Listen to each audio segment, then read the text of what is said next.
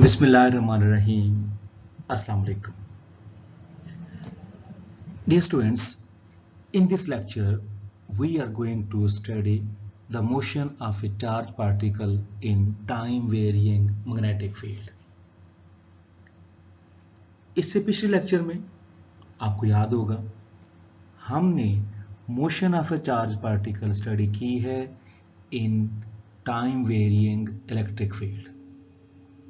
अब बारी है टाइम वेरिएंग मैग्नेटिक फील्ड की। Time varying magnetic field. Finally, we allow the magnetic field to vary in time. पहले space के लिहाज से तो वो स्पेस कोऑर्डिनेट के लिहाज से तो वेरी करती थी, लेकिन अब हमने मैग्नेटिक फील्ड को टाइम के लिहाज से वेरी किया है। Let's see what happens. As the Lorentz force, आप सब जानते हैं, Lorentz force is always perpendicular to velocity. जो Lorentz force होती है वो हमेशा velocity के ऊपर perpendicular होती है। Velocity of the charge particle के ऊपर Lorentz force is always perpendicular. So a magnetic field itself cannot impart, cannot give, cannot convey energy to a charge particle. Energy charge particle को वो नहीं supply कर पाएगी क्योंकि ये परपेंडिकुलर फोर्स लगती है। मैग्नेटिक फोर्स जो है वो परपेंडिकुलर लगती है, इसलिए ये चार्ज पार्टिकल को एनर्जी नहीं दे पाएगी। उसके लिए इलेक्ट्रिक फील्ड का होना ज़रूरी है। For this purpose we know जब मैग्नेटिक फील्ड वेरी करती है तो इलेक्ट्रिक फील्ड भी होती है। However, associated with B is an electric field given by Maxwell's third equation. यहाँ पे पढ़ी हुई है Maxwell third equation क्या है? Del cross E, ये curl of electric field is equal to minus partial B by partial D। मतलब जब टाइम के लिहाज से मैग्नेटिक फील्ड वेरी करती है तो हमारे पास इलेक्ट्रिक फील्ड प्रोड्यूस होती है। इसे हम थर्ड मैक्सवेल इक्वेशन कहते हैं, और ये partial B by partial D को हम ऐसे भी लिख सकते हैं, B के ऊपर डॉट डाल दें, ये भी हम जानते हैं, ऐसे लिख सकते हैं। इसे हम इक्वेशन नंबर 1 कह लेते हैं। याद रखिए ये इक्वेशन नंबर 1 है। And this can accelerate the particle. अब ये जो इलेक्ट्रिक फील्ड होती है ये चार्ज पार्टिकल एक्सेलरेट करती है, हैंस ये एनर्जी देती है। बात की समझ आई? मैग्नेटिक फील्ड एनर्जी नहीं देती है, वो जस्ट डिफ्लेक्ट करवा देती है चार्ज पार्टिकल को, क्योंकि वो परपेंडिकुलर रिएक्ट करती है। लेकिन जो इलेक्ट्रिक फोर्स होती है वो चार्ज पार्टिकल को एक्सेलरेट करवाती है। जब एक्सेलरेट होगा तो वेलोसिटी बदलेगी और काइनेटिक एनर्जी जो है वो बॉडी की बढ़ेगी। सो मैग्नेटिक इलेक्ट्रिक फोर्स जो होती है it imparts energy to the charge particle. So electric field का होना ज़रूरी था, इसलिए हमने थर्ड मैक्सवेल इक्वेशन जो है वो यूज़ की है। We can no longer assume field to be completely uniform. दोनों फील्ड जो है इलेक्ट्रिक फील्ड और मैग्नेटिक फील्ड मुकम्मल तौर पर यूनिफॉर्म नहीं होती। लेट V परपेंडिकुलर, ये हम पहले भी पढ़ चुके हैं, V perpendicular is equal to dl by dt। ये dl बाई dt जो है ये वेलोसिटी बनती है। कौन सी वेलोसिटी बनती है? B the transverse velocity of the particle, transverse velocity है। अब हम क्या करते हैं? Taking scalar product of equation of motion. Equation motion तो पता है ना, इक्वेशन मोशन के साथ हम स्केलर प्रोडक्ट लेते हैं v परपेंडिकुलर का, इस वेलोसिटी का साथ हम प्रोडक्ट ले लेते हैं, तो क्या मिलता है हमें? वी हैव, ये देखें, ये m dv बाई dt ये फोर्स होती है, qe plus q into v cross p। जानते हैं ना equation of motion, F is equal to q e plus Q into we cross b होता है ना। क्यू ई वेक्टर फॉर्म में लिखा जाए, q e plus Q into we cross b. Sum of electric force plus magnetic force is called Lorentz force. Equation of motion कहलाती है cross B. अच्छा, अब आपने किया क्या है, अब ये जो f है ना, इसको हम लिख सकते हैं f is equal m a, f is equal m a, और a होता है वो dv बाई dt होता है, acceleration rate of change of velocity होता है dv बाय dt। अब जो dv है ना, ये v परपेंडिकुलर है हमारे पास, ये v परपेंडिकुलर कहते हैं इसका, ट्रांसफर वेलोसिटी v परपेंडिकुलर हो गया is equal to q e, ये उसी तरह, ये सारा उसी तरह आ जाएगा, q e plus Q into v, ये वी जो है वो वी परपेंडिकुलर है हमारे पास, ट्रांसफर वेलोसिटी क्रॉस बी, ये है इक्वेशन ऑफ मोशन। इसके साथ आपने मल्टीप्लाई कर दिया है वी एल को, तो इस तरफ वी एल मल्टीप्लाई कर दिया, ये वाला वी एल मल्टीप्लाई कर दिया आपने अपनी तरफ से, ये क्यों किया, ये इसका पता चल जाता है आपको। तो हमने मल्टीप्लाई किया वी एल को इधर भी, वी एल इस तरह मल्टीप्लाई कर दिया, is equal to q e, q e के साथ जो है वो डॉट प्रोडक्ट ले लिया वी डॉट एल का, ये वी डॉट एल जो है हमारे पास, ये डॉट प्रोडक्ट आ गया वी, ये वाला, ये E dot plus Q into we cross B dot we L आ गया। अब ये जो चीज़ होगी ना, ये वाली, ये फौरन देख के पता चल जाना चाहिए कि ये क्या हो जाएगी, क्योंकि v क्रॉस है, ये क्रॉस प्रोडक्ट है, तो ये जीरो हो जाएगा। हम जानते हैं ना कि cross product of vector is equal to null vector होता है, तो ये चीज़ जीरो हो जाएगी, ये चीज़ होगी खत्म इसमें से, this goes to zero. So what we get, ये जो चीज़ होगी ना, ये डेरिवेटिव बन जाएगा half M we perpendicular square का। इसको आप खोलोगे ना, अगर डेरिवेटिव लोगे half M we perpendicular square, इसको करंट एनर्जी कहते हैं, तो ये हमारे पास ये चीज़ बनेगी, ये वाली चीज़, या इसको जो है सारे को हम लिख सकते हैं इस सारे फॉर्म में, d by D t half M we perpendicular square, समझे ना बात की। तो ये जो half M we perpendicular square है, ये एक्चुअली क्या है, m we perpendicular m d v by D T है, ठीक है, d by D t half M we perpendicular square is equal to v perpendicular m d v by D t is equal to q E dot V L रह गया हमारे पास, ये चीज़ zero हो गई। This is called equation number 2, ये हमारी equation number 2 बन गई। Now the change in one direction is obtained by integrating over one period।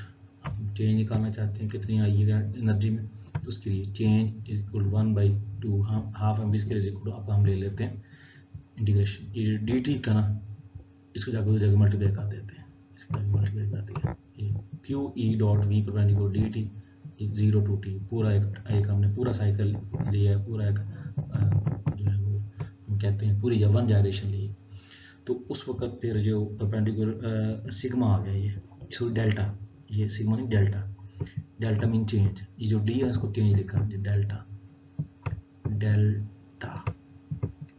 Delta half M we perpendicular square is equal to 0 to t q E dot v perpendicular d t. तो ये हमारे पास आ गया जो है ना change in energy over one direction, ठीक है, चेंज इन एनर्जी बन के। अब इसके हम देखते क्या करते हैं।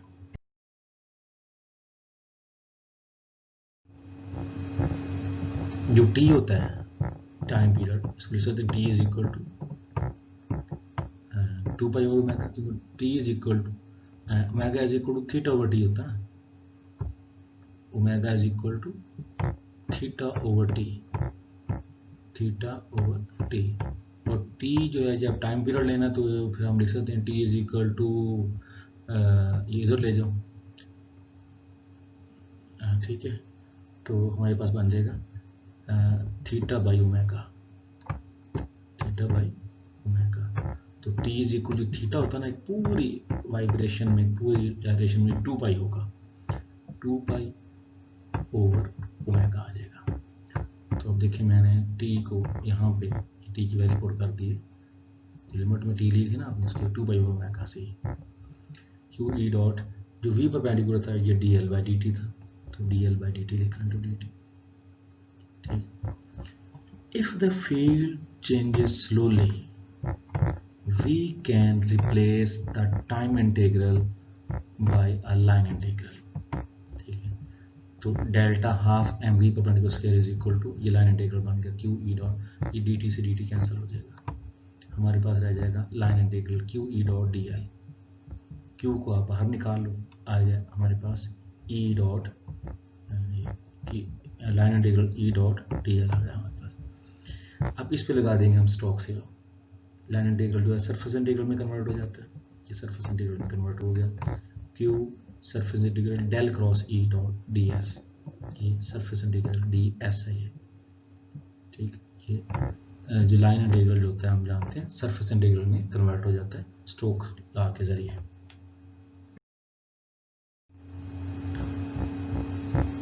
No delta half M we perpendicular square is equal to minus surface integral b के ऊपर डॉट डाला हुआ, जो इक्वेशन नंबर 1 से आपको याद होगा, ठीक है। ये डेल क्रॉस ई जो होता है ना, डेल क्रॉस ई की वैल्यू पुट कर दी है, डेल क्रॉस ई किसके इक्वल था, माइनस बी परपेंडिकुलर के इक्वल था, माइनस बी डॉट के इक्वल था। ये आपने इक्वेशन नंबर 1 में लिखा था, जो थर्ड इक्वेशन ऑफ मैक्सवेल है, is equal to minus b, b vector था, ये मैग्नेटिक फील्ड थी, डॉट डाल दी इसके ऊपर, डॉट की क्या है, ये derivative partial b partial t. तो ये आपने जब वैल्यू यहाँ पुट कर दी तो माइनस बाहर आ गया, minus Q into B dot D S आ गया। बी, ये जो बी है ये D B by D T है, ये पार्शियल बी और पार्शियल टी है, ये बी का डेरिवेटिव है dot D S. Equation number ये हमारी 3 बन गई। हेयर एस जो है is the surface enclosed by the Larmor radius या Larmor orbit and has a direction given by the right hand rule. Since plasma जो होता है, plasma is diamagnetic, हमने प्रूव किया था स्टार्ट वाले लेक्चर्स में इस चैप्टर के। we have b dot ds जो होता है वो लेस देन 0 फॉर आयंस और b डॉट ds जो ग्रेटर देन 0 फॉर इलेक्ट्रॉन होता है।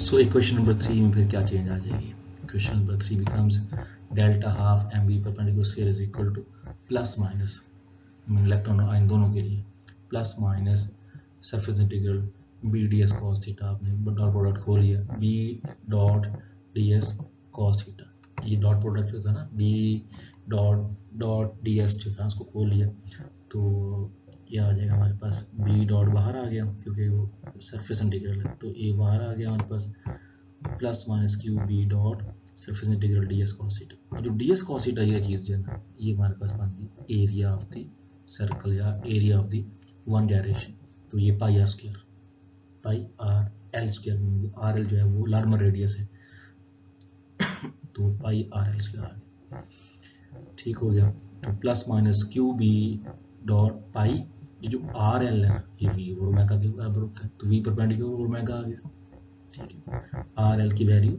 ये आ गई हमारे पास वी एल, वी परपेंडिकुलर और ओमेगा, तो इसकी वैल्यू स्क्वायर है तो वी परपेंडिकुलर स्क्वायर और ओमेगा सी स्क्वायर आ गया, ठीक है। ये हमने वैल्यू पुट कर दी।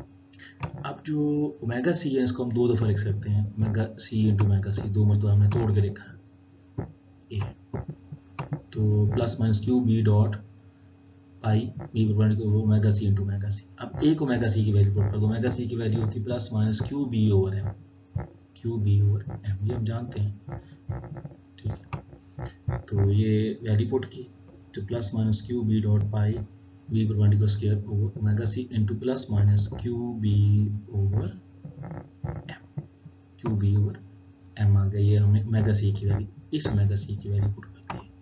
एक ओमेगा सी को ऐसे रहने दिए, क्यों रहने दिए इसका आगे जाकर पता चलेगा आपको, ये ठीक है।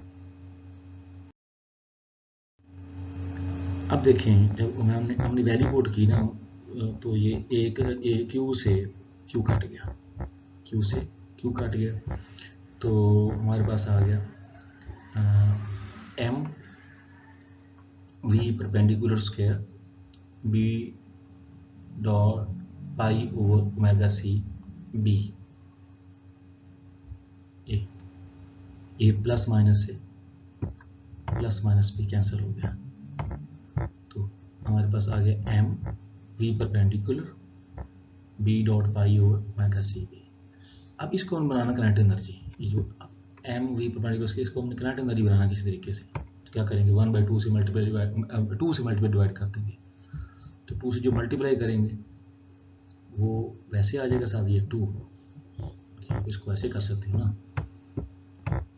2/2 2/2 एम वी परपेंडिकुलर का स्क्वायर, ठीक है, b dot pi over omega c b, वैसे का वैसा आ जाएगा। अच्छा omega c b, omega c हाँ बी, ये ऊपर बी डॉट और नीचे वैसे सिंपल बी है, ये बी डॉट है, ये काट देना नहीं। अब देखो ये जो half M we perpendicular square है ये वाला, ये हमारी बन गई किनेटिक एनर्जी, ठीक है। और ये 2 को मैंने मल्टीप्लाई कर दिया, 2 इंटू पाई बी डॉट, ये आ जाएगा, ये हमारे पास बन गया 2 pi B dot over omega C, और ये हाफ, ये kinetic energy half M we perpendicular square over B. और आप ये समझ गए होंगे ये चीज़ क्या बन गई है, ये kinetic energy over magnetic field को म्यू कहते हैं, ये हमारे पास म्यू आ गया, mu into 2 pi B dot over omega C, ये ऐसा का वैसा आ गया। म्यू किसके इक्वल होता है, half M we perpendicular square over b के, हमने पिछले लेक्चर में पढ़ा हुआ है।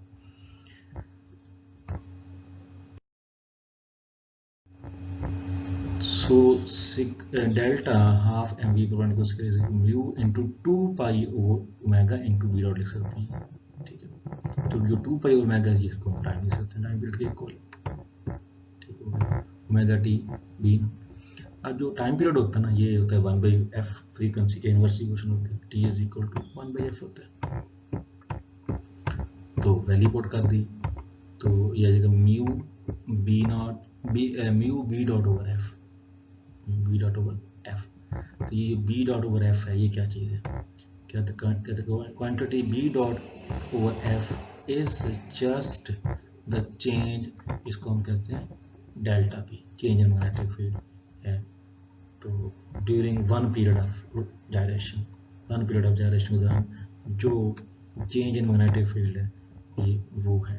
So sigma half M B perpendicular square is equal to mu, इसको हम लिख सकते हैं सिग्मा बी या डेल्टा बी, ठीक, डेल्टा बी, ये डेल्टा बी है। तो सिंपल समझ आ गई होगी आपको, जो टाइम पीरियड है ना, ये टी टाइम पीरियड है, ये फ्रीक्वेंसी टाइम पीरियड का, उसको लेंगे तो टाइम के साथ टाइम कैंसिल हो जाएगा, partial B by partial T का जो टाइम होगा कैंसिल हो जाएगा। बात समझ आई ना, इसमें आता हूँ बात, देखिए ये था ना बी डॉट ओवर एफ था ना, तो या इसको आप लिख सकते हो B dot T, small T capital T. तो ये बी डॉट होता है, ये partial B by partial T होता है। तो जो टी है ये टी, तो जो टाइम है ये वन डायरेक्शन का, तो आप इसको टाइम को टाइम के साथ कैंसिल कर सकते हैं, इसको भी आप सिग्मा या डेल्टा लिख सकते हो, कोई इशू नहीं है इसके साथ, ये कैंसिल हो जाएगा, तुम्हारे पास सिर्फ सिग्मा बी रह जाएगा, डेल्टा बी रह जाएगा। तो ये डेल्टा बी आता है यहाँ से आ गया, सिंपल याद रखिएगा, बी डॉट ओवर एफ जो है ना, ये बी डॉट ओवर एफ ये हमें जो डायमेंशन देते हैं ना, ये चेंज इन बी क्या देगा, मैग्नेटिक फील्ड आ जाएगी। तो इसलिए हमने इस चीज़ को इस तरह लिख दिया सिग्मा डेल्टा बी। अच्छा, अब जो इसको आप लिख सकते हो left hand side is given bye ये जो डेल्टा म्यू बी है, यानी कि हम ऐसे लिख सकते हैं डेल्टा म्यू बी किसके इक्वल आ जाए, इज इक्वल टू म्यू, ये mu sigma mu delta B. तो इसको अगर आप लेंगे डेरिवेटिव लेंगे तो B delta mu plus mu delta B is equal to mu delta B. तो म्यू डेल्टा बी से ये म्यू डेल्टा बी से म्यू डेल्टा बी कैंसिल हो गया, हमारे पास आ गया B delta mu is equal to 0, ये बी आके इधर 0 हो जाएगी, तो इसका मतलब delta mu is equal to 0, ये delta mu is equal to 0, delta mu हो गया 0, इसका मतलब चेंज इन म्यू नहीं है। सो म्यू क्या हो गया फिर, म्यू फिर हो गया constant, mu is equal to constant, क्योंकि जब चेंज नहीं है तो चीज कांस्टेंट है। So the magnetic moment is invariant, mu magnetic moment है, क्या है हो गया, इनवेरिएंट हो गया, ये कांस्टेंट हो गया in slowly varying magnetic field. तो याद रखें टाइम वेरिंग मैग्नेटिक फील्ड के अंदर जो मैग्नेटिक मोमेंट होता है वो इनवेरिएंट होता है। This invariance of magnetic moment mu allows us to prove easily the following well known theorem। वो क्या है, ये वाला थ्योरम है क्या, the magnetic flux through a Larmor orbit is constant। Magnetic flux through Larmor radius जो है, लॉर्मर orbit जो है वो कांस्टेंट होता है, ये हम प्रूव कर सकते हैं इसी अजम्पशन के तहत।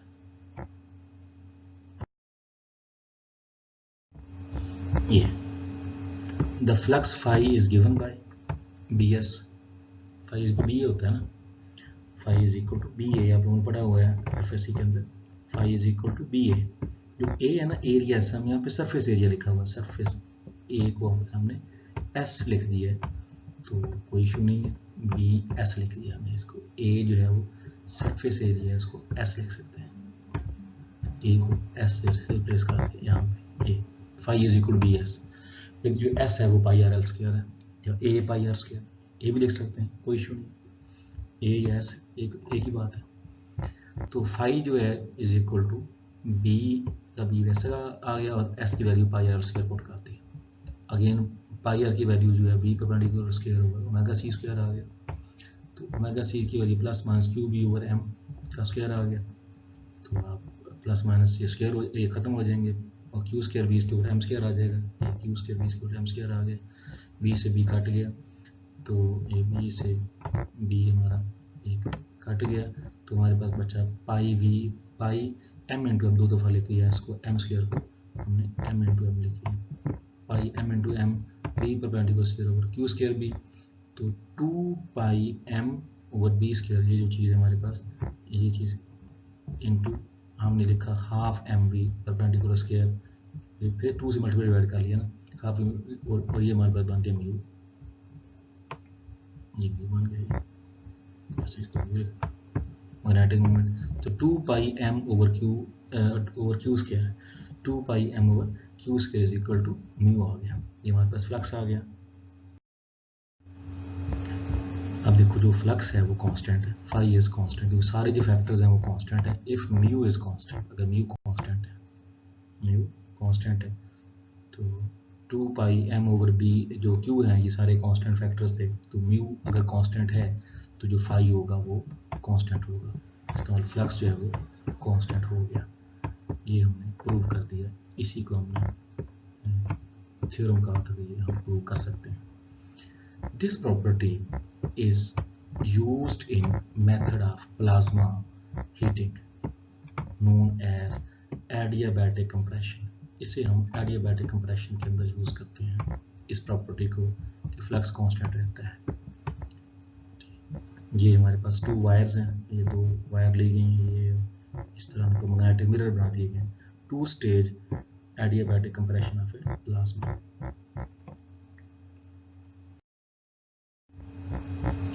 ये जो फिगर मैंने बताई, figure shows a schematic of how this is done, how compression of plasma is done, adiabatic compression कैसे की जाती है, तो ये फिगर के अंदर ये शो किया गया। early magnetic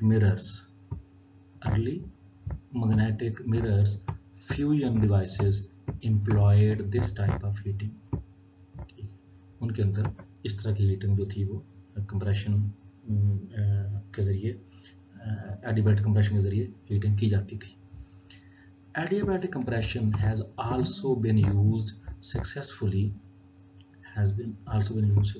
on toroidal plasma and is also essential element of laser driven fusion schemes LDFS, ठीक है, laser driven fusion schemes using either magnetic or inertial INT या IAL inertial confinement, ठीक, inertial confinement या magnetic confinement के ज़रिए जो laser driven fusion schemes हैं उनके अंदर भी ये एडियाबैटिक कंप्रेशन जो है वो यूज़ की जाती थी।